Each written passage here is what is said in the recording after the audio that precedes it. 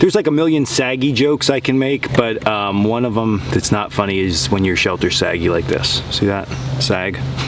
Not good.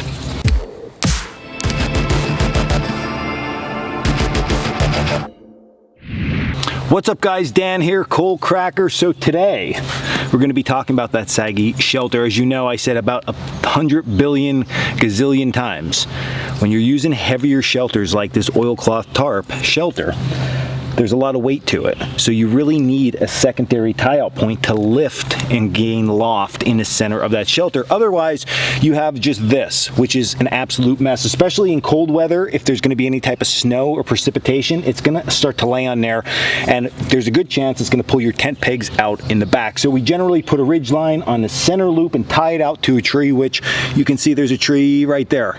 That tree that my tent peg's pointing at. That tree is what we would tie off to, but you can come into some situations where there's no tree in the back. At that point, you can use a tripod or a bipod to lift that. Lots of different options there. But sometimes you just want to make a hasty shelter. And what I mean by that is you find a spot, you might be camping with your friends, you find two trees, you're like, we're going to set up here, put the campfire here, there's no tree in sight, maybe there's no sticks or you don't want to cut anything, or you're not thinking it's going to precipitate too much at night. So we want to do something else. So there's an easy, quick way. Now this is not the best way, but it is a way to reduce a lot of that sag. Now, once you have your ridge line set up and your tarp attached to it, you're gonna come to the backside and put your corner tent pegs in. I mean, that's what we normally do, right? Except for this configuration, just a little bit different. So you're not gonna put those corner tent pegs in right now. What you're going to do is you're gonna find the center tie out. Yes, you're finally gonna get to use these tie outs along the shelter that everybody just wants to use so bad, but we never really talk about. You're gonna find this center tie out point, okay? And you're going to pull that tight and put your first tent peg in. That's gonna reduce like 80% of the sag in the middle of this tarp. So center loop, pull that thing tight, and what you're gonna notice now is the tighter I pull that, the more that center slack is actually coming out, and we're really tight across here, which is perfect.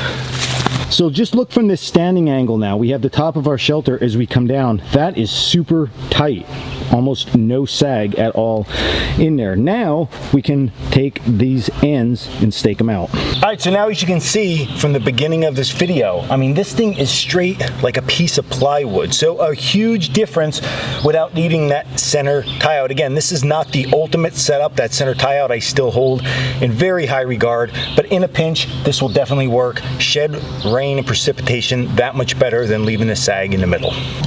All right, and just like that, that is today's video. I hope you like this. Just a small little bushcraft hack for all of you camping with a tarp. Give this one a shot when you're out. Silnai tarps, this also works really well with too, and it eliminates that back tie out. So if you like this video, hit like and subscribe down below. You can also check us out at coalcrackerbushcraft.com for all our classes, our gear, and our blog. And until the next video, stay in the woods.